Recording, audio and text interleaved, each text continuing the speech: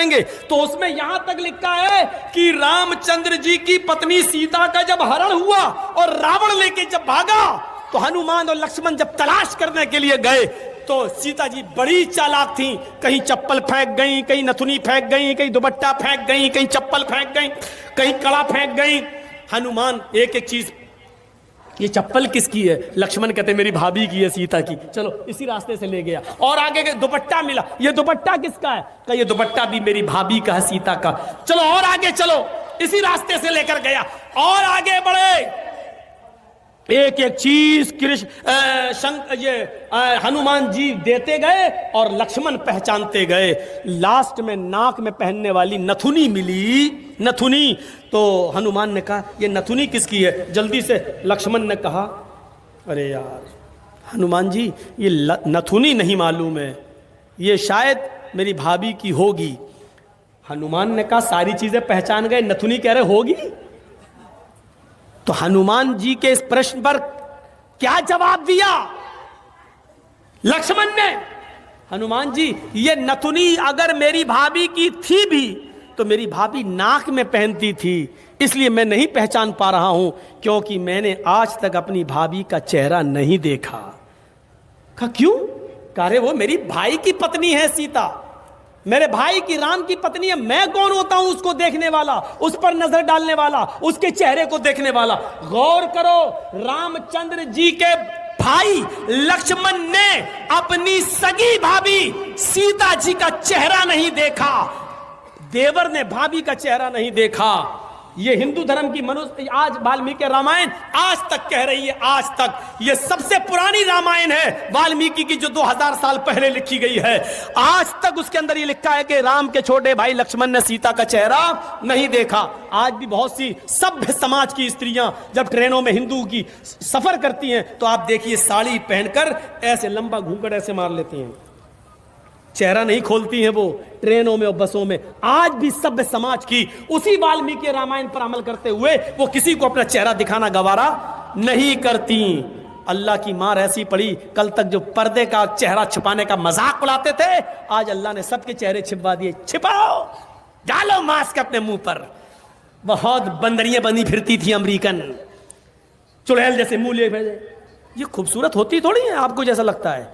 अगर बारिश हो जाए ना सड़क पर बाजारों में तो इनका सारा क्रीम और पाउडर धुल जाएगा, इनकी औलाद इनको नहीं पहचान पाएगी कि मेरी अम्मा कहां गई। आप जिनके पीछा कर रहे हैं ये तो लिपस्टिक और क्रीम और पाउडर से लगती है 60 साल। आपको यकीन बता, मेरे इलाके का वाकया बता रहा हूं मैं आपको। 60 साल की बुढ़िया ने पहन लिया बुर्का, और खूबसूरत बुर्का, डिस्को बुर्का, फूल उल चढ़े हुए। अब 60 साल की बुढ़ी बेचारी चल रही है, बुर्का देखकर एक नौजवान उसका पीछा करने लगा। इतना खूबसूरत बुर्का था वो, नौजवान उसका पीछा करने लगा, चलने लगा। इसने पीछे मुड़ के देखा कोई लड़का मेरा पीछा कर रहा है, और लड़का ये समझा कि धीरे धीरे चल रही है, शायद मेरी वजह से लाइन दे रही है। वो अपने बुढ़ापे की वजह से धीरे धीरे चल रही थी, कमजोरी की वजह से। लड़का समझा लाइन दे रही है। थोड़ी देर के बाद जब ये आगे पहुंचा, लड़का और औरत, वो बुढ़िया समझ गई कि ये कमीना मेरे पीछा कर रहा है, तो उसने नकाब खोल दिया। खूबसूरत नकाब, बूढ़े लगे, नकाब खोल के कहती बेटा मेरा पीछा क्यों कर रहा है, मैं तो तेरी अम्मा की उम्र की हूँ। कम बखत 2 घंटे की मेरी मेहनत बेकार कर दी बुढ़ी ने, हमें क्या मालूम खोदा पहाड़ निकली चुईया। तो लड़के को भी गुस्सा आया, कहने लगा अरे अम्मा हम अपने लिए नहीं अपने अब्बा के लिए ढूंढ रहे थे। सोचा कुछ तो कह दूं इस बुढ़िया को, इस उम्र में तू इतना खूबसूरत बुर्का पहन के जा रही है, फूल सजे हुए। लड़का सोचने लगा जब बुर्का इतना खूबसूरत है तो बुर्के वाली कितनी खूबसूरत होगी, लगा उसका पीछा करते हैं। लक्ष्मण ने अपनी भाभी का चेहरा नहीं देखा। हर पढ़ी हदीस, अय अल्लाह के रसूल अराइतल हमवा या रसूल अल्लाह, अय अल्लाह के नबी देवर के बारे में आपका क्या ख्याल है? क्या मैं देवर से पर्दा करूं? एक ही घर में होते हैं, देवर और जेठ का आना जाना रहता है, हमारे अपने रिश्तेदारों का आना जाना रहता है। आय अल्लाह के नबी क्या मैं देवर से भी पर्दा करूं? अल्लाह के नबी का जवाब ये था, हां दूसरों से पर्दे में कुछ कमी हो जाए तो चलेगा, दूसरों से पर्दे में कोई कमी हो जाए तो चलेगी, लेकिन देवर से पर्दे में कमी नहीं होनी चाहिए। अलहमुल मौत, देवर तो भाभी के लिए मौत है, देवर तो भाभी के लिए मौत है। जिस देवर से सबसे ज्यादा पर्दा है, आज हमारी औरतें, हमारी माँ बहनें देवर से ही सबसे ज्यादा खुली होती हैं। जो मजाक शौहर से भी नहीं करती वो देवर से कर लेती हैं। और एक हम हैं, भाभी को घर पहुंचा दो, अपने छोटे भाई को कह रहे हैं भाभी को घर पहुंचा दो। और ऐसे ही ससुराल में हमारा हाल है। ससुर कह रहा है बेटा अपनी साली को जरा स्कूल छोड़े आओ। मामले दोनों तरफ से गड़बड़ हैं। हमने अपने भाई पर इतना भरोसा कर लिया। सऊदी अरब का वाकया सुने हो ना, जद्दा वाला। एक औरत बेचारी दर्द से कराह रही थी, दर्द से, और जद्दा के टैक्सी ड्राइवर बेचारा, उसको कोई कस्टमर नहीं मिला तो वो रुमाल मुंह पे डाल के लेटा हुआ था। जल्दी से औरत आई उसके पास, देखिए मुझे दर्द जे हो रहा है, बच्चे की पैदाइश की तकलीफ, जरा कोई करीब के हॉस्पिटल में लेके चलो, मुझे जल्दी से इलाज के लिए जाना। ड्राइवर ने देखा, टैक्सी ड्राइवर ने, उसने कहा भाई औरत परेशान है, पेट बड़ा। उसने जल्दी से टैक्सी खोली, आओ बहन बैठो। उसने जल्दी से बिठाया और चल दिया। जद्दा के हॉस्पिटल में लेके पहुंचा और उसमें एंट्री होती है, तुम लेके आए हो? हाँ, लिख दिया। अब ये बैठा है कि जल्दी से वो चेकअप करा के आए, तब हमें पैसा दे। जितना हुआ मेरे रियाल, उधर पता चला साहब उसको एडमिट कर लिया गया है, अभी वो 2-3 दिन रहेगी, आप उसके साथ आए हैं? इसने कहा जी। कहा ठीक है, उसको एडमिट कर लिया गया है। और उसने सोचा कि चलो हम चलें, 1-2 दिन के बाद आऊँगा, देख लूँगा अगर बच्चा अच्छा पैदा, अभी इतनी जल्दी छुट्टी थोड़ी हो जाएगी, डिलीवरी का मामला है, जब गुजरूंगा तब ले लूँगा पैसा। ऐसा वो चला गया। ये घर में जैसे ही लेटा, इशा के बाद सोया, फजर की नमाज जमात के साथ पढ़ने जाता था और फजर के बाद टैक्सी चलाता था। फजर की नमाज पढ़ के जैसे ही घर आया, इसकी बीबी ब्रेड और आमलेट बना के लाई। टेलीफोन की घंटी बजने लगी इसके घर पर, क्योंकि जब रजिस्टर पे जब इसने औरत को छोड़ा तो अपने घर का मोबाइल फोन और नंबर सब लिख दिया था। फोन फला बोल रहे हो जी? भोपाल के रहने वाले थे ये लोग, टैक्सी चलाते थे 20 साल से सऊदी अरब में, जद्दा में। अच्छा तुम अपने घर पे आराम कर रहे हो? का क्या हुआ? अरे कल तुम अपनी बीवी को हॉस्पिटल में छोड़ के गए हो ना, बच्चा हुआ है लड़का, आओ और अपनी बीवी को लेके जाओ यहां से। कहता है डॉक्टर दिमाग तुम्हारा ठीक है? बीवी? अच्छा हुआ ये फोन मैंने उठाया, कहीं मेरी बीवी ने उठाया हुआ होता तो कयामत आज ही आ गई होती। कहा आ रहे हो या मैं पुलिस भेजूं तुम्हारे घर? जिस औरत को यहाँ एडमिट कराने आए हो उसने कहा वही मेरा शौहर था जो यहाँ छोड़ के गया है। मैं आ रहा हूं, तेरा सत्यानाश जाए चुड़ैल डाइन। उसने टैक्सी चलाई और धर से चलाता हुआ चला गया। कहने लगा क्या बदतमीजी है? उसने कहा तुम मुझे छोड़ के चले गए, तुम्हें शर्म नहीं आई? मैं कितनी परेशान रही। रोना शुरू कर दिया। औरत के आंसुओं में भी बड़ी ताकत होती है।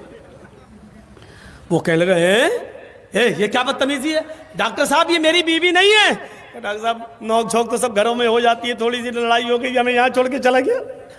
नहीं मैं ये बेटा अरे मेरा नहीं है, चलो अपने घर के झगड़े अपने घर में खत्म करो, चलो। उसने कहा ऐसा है चेकअप कर लो। चेकअप कहा डीएनए टेस्ट करे। ये लड़का आदमी तैयार, कहने लगा ठीक है मैं डीएनए टेस्ट करूंगा। मामला इतना बढ़ गया कि डीएनए टेस्ट की नौबत आ गई। जब इसका ब्लड निकाला जाने लगा और लड़के का ब्लड, तब औरत क्या कहती है? डॉक्टर साहब डीएनए टेस्ट कर लीजिए, लेकिन मशीन कभी कभी गलत रिपोर्ट भी दे देती है। अभी आदमी चिल्लाते हुए कहता चुप, गलत रिपोर्ट दे देती है। अभी पता चलता है 2 घंटे के बाद, 3 घंटे बाद जब रिपोर्ट आएगी, या 2 दिन 3 दिन के बाद, तब पता चलेगा। डॉक्टर साहब इसको यहीं रखिए, 2 दिन के बाद रिपोर्ट आएगी, मैं यहाँ हूं। 2 दिन के बाद गया, डॉक्टर साहब क्या आया? डॉक्टर साहब ने कहा बिल्कुल गलत, ये तुम्हारा बेटा है ही नहीं, जाओ। वो औरत पैर पे गिर गई। डॉक्टर साहब मैंने कहा था ना कि मशीन की रिपोर्ट कभी कभी गलत आ सकती है। आई, अल्लाह की कसम यही मेरा पति है, यही मेरा हस्बैंड है, यही मेरा आदमी है। डॉक्टर कहता है औरत नकले मत दिखा, चट, ये तो इसका बेटा है ही नहीं, साफ साफ रिपोर्ट में आ गया ये बेटा किसी और का है, इसका नहीं है। वो कहने खूब रोई। डॉक्टर कहता मेरी बहन मैं तुम्हें कैसे बताऊं, इस आदमी की रिपोर्ट इतनी डेंजर है, इस आदमी की रिपोर्ट में तो ये आया है कि ये जिंदगी में कभी बाप बन ही नहीं सकता। तुम कह रही हो कि इसका बेटा ये तो बाप बनने के लायक नहीं है। अब इस आदमी का दिमाग खराब। क्या क्या कह रहे हो डॉक्टर? कहा तुम बाप नहीं बन सकते हो। भाई सॉरी, रिपोर्ट में हे डॉक्टर मेरे 6 बच्चे हैं, तू कह रहा बाप नहीं बन सकते। डॉक्टर बड़ा परेशान। डॉक्टर कहता है ऐसा केस मेरी जिंदगी में पहली बार आया है। अब औरत कहती देखो मैंने कहा था ना कि रिपोर्ट कभी कभी गलत हो जाती है। ये आदमी बोला चुप, ये रिपोर्ट तो सही है कि ये बच्चा मेरा नहीं है, लेकिन ये रिपोर्ट गलत है कि मैं बाप नहीं बन सकता। दोबारा करो। डॉक्टर ने फाइल फेंकी। भाग, मेरा दिमाग खराब करके रख दिया तुम लोगों ने। जा यहां से, जाइए बेटा तुम्हारा नहीं है, जा पता लगा। अब वो फाइल उठाई और टैक्सी में रखा और चलने लगा। बाप नहीं बन सकता, बड़बड़ाता हुआ जा रहा है। फिर सोचता है जमील साहब अगर ये रिपोर्ट सही है तो पता लगाओ ये खेत कौन जोत रहा है, ये बच्चे हैं किसके। सीधे घर में घुसा, टैक्सी लेके आया, मारी दरवाजे पे लात। बीवी कहती इतने गुस्से में दरवाजा खोला, उठाई चप्पल अपने पैर की 15-20 पहले मार दी। तुम तो रोज इज्जत करते थे, आज क्या हो गया तुम्हें? कस्टमर नहीं मिले, पैसेंजर नहीं मिले तो उसका गुस्सा मेरे ऊपर क्यों उतार रहे हो? कस्टमर का गुस्सा नहीं उतार रहा हूं, पहले ये बता कि ये 6 बच्चे किसके हैं। औरत कहती है आपको क्या हो गया? पूरी जिंदगी अमानतदारी के साथ में चली आपके साथ और आपने कभी हाथ नहीं उठाया और आज कहते ये बच्चे किसके? फिर बता रही कि नहीं बता रही?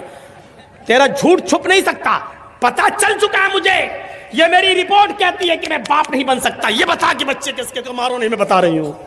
कहा क्या? का गुस्सा ठंडा करो पहले, अब वो तो हो ही जाएगा, पहले बता। कहा कि आप का भाई भी रहता है ना यहां, आप रात में टैक्सी चलाते हैं, दिन में वो रात में चलाता है। मतलब आप जब दिन में टैक्सी चलाते हैं तो वो रात में टैक्सी चलाकर घर में आ जाता है, फिर वो दिन भर घर में रहता है। और जब आप रात में घर पे आते हैं सोने के लिए तो वो रात में टैक्सी चलाने के लिए चला जाता है। आपकी ड्यूटी दिन की है, उसकी रात की है। मेरे शौहर गुस्सा मत होइए, ये बच्चे उसी के हैं, क्योंकि मुझे उम्मीद थी कि तुम बाप नहीं बन पाओगे। कहा कि अभी यहाँ तेरा क्या, यहाँ तो सीधे गर्दन कटेगी तेरी, कत्ल। उसने उसी वक्त टिकट बनवाए और वापस भोपाल में आया और अपनी बीवी को तलाक दिया। और इद्दत गुजारने के बाद कहा छोटे भाई से, जब छोटे भाई ने ही मेरे पेट में छुरी भोंक दी और जब बच्चे ही तुम्हारे हैं तो बेहतर यह है कि तुम ही इस औरत को अपने निकाह में रखो, मैंने इसको तलाक दे दी है। बड़े भाई की बीवी को कौन संभाल रहा था? छोटा भाई, देवर। अब ईमानदारी के साथ बताओ ये हदीस कैसी लग रही है? अरअयतल हम या रसूलल्लाह, अल्लाह के रसूल क्या देवर से भी पर्दा करूं? अल्लाह के नबी ने कहा हमवुल मौत, देवर तो मौत है भाभी के लिए। औरों से थोड़ी बहुत पर्दे में कमी हो जाए तो चलेगी, लेकिन देवर तो हर वक्त वहीं रहता, आना जाना। देवर भाभी के लिए मौत है। बंगाल वालों सुन लो, ये चंद मदरसे जो चल रहे हैं आज इनकी बरकत है कि औरतें कुछ बंगाल की सरजमीन पर नकाब और बुर्का और के पर्दे के साथ दिखाई देती हैं। वरना मैं 20 साल पहले जब आया था तो बुर्का नाम की चीज दूर दूर तक नजर नहीं आती थी। 20 साल पहले जब आता था एक साथ मर्द और औरतें तालाब में नहाते थे। गुसलखाने ऐसे बने हुए नहीं थे, मौलाना जर्जिस को भी तालाब में नहाना पड़ता था। वो दिन हमने भी देखे हैं बंगाल की सरजमीन पर। और कलियाचक के इलाके में मौलवी साहब गुसलखाना बाथरूम नहीं बना, चले कहाँ नहाए? हम लोग तो तालाब में नहाते हैं, हम लोग भी नहा रहे हैं। हमारे लिए इतना होता था कि उस कोने पे तुम नहा लो, इस कोने पे औरतें नहा रही। ये चंद मदरसों की बरकतें हैं आज जो थोड़ा बहुत पर्दा दिखाई दे रहा है, लेकिन मजीद अभी पर्दे की जरूरत है, मजीद पर्दे की जरूरत है। हजरत फातिमा जैसा पर्दा के इंतकाल के वक्त अपने शौहर से कह रही हैं अली जब मेरा इंतकाल हो जाए तो मुझे दिन के उजाले में नहीं, रात की तारीकी में और रात के अंधेरे में दफन करने के लिए ले जाना। पूछा, फातिमा ऐसा क्यों कह रही हो? काली, मैं नहीं चाहती हूं कि जब मेरा जनाजा निकले तो दिन के उजाले में निकले और मेरे कफन पर गैर मर्द की नजर पड़े। मैं चाहती हूं कि मेरा जनाजा रात के अंधेरे में निकले और मेरे मुर्दा जिस्म पर पड़े हुए कफन पर भी किसी गैर मर्द की नजर न पड़े। ये पर्दा जो हिंदू धर्म के अंदर है वो इस्लाम के अंदर भी है मेरे प्यारे। और जिस घर की बहू बेटी पर्दे में रहती है उसका संस्कार, उसकी तहजीब कुछ और होती है। इज्जत की निगाह से उसको देखा जाता है। हमारे नबी पाक सल्लल्लाहु अलैहि वसल्लम ने पर्दे का हुक्म फरमाया है कि जब बच्ची बालिग हो जाए, बड़ी हो जाए, शादी के लायक हो जाए, अब उस पर पर्दा करना जरूरी हो जाता है ताकि बद किरदार अय्याश लड़कों की निगाह उस पर ना पड़े।